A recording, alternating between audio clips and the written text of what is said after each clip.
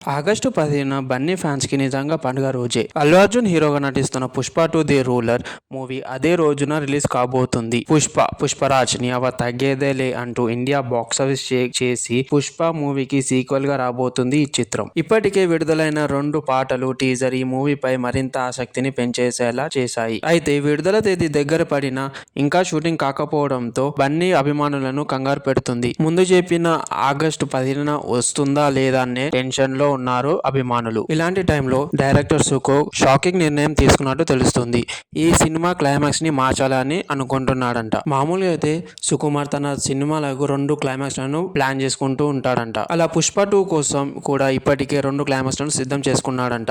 రెండిటిలో ఒకటి యాడ్ చేయాలని భావిస్తున్నాడంట. ముందుగా తను అనుకున్నట్టు 2 క్లైమాక్స్ లను కాకుండా వేరేది ఏదైనా యాడ్ చేస్తే బాగుంటుందని అనుకుంటున్నాడంట సుక్కు. పుష్ప 2కి కొనసాగింపుగా పుష్ప 3 కూడా చేయాలనే ఆలోచన రావడంతో క్లైమాక్స్ కూడా పార్ట్ 3కి సెట్ అయ్యేలా ప్లాన్ చేయబోతున్నాడంట. ఒకవేళ అదే నిజమైతే సుకుమార్ మళ్ళీ రీషూట్ కి వెళ్తాడా లేదా ఇప్పటికే ఫిక్స్ అయిన వాటి నుంచి బెస్ట్ క్లైమాక్స్ ని యాడ్ చేస్తారా అనేదే తెలియక ఫ్యాన్స్ టెన్షన్ పడుతున్నారు. ఒకవేళ రీషూట్ కి వెళ్తే మాత్రం పుష్ప 2 ఆగస్ట్ 15కి రావడం కష్టమే అంటున్నారు. ఇంకా 2 పాటలు మాత్రమే రిలీజ్ చేశారు. ఇంకా 4 పాటలు రిలీజ్ చేయాల్సి ఉంది. ఒక స్పెషల్ సాంగ్ షూటింగ్ కూడా చేయాలి. ఇలా చాలా పనులు పెండింగ్ లో ఉన్నాయి.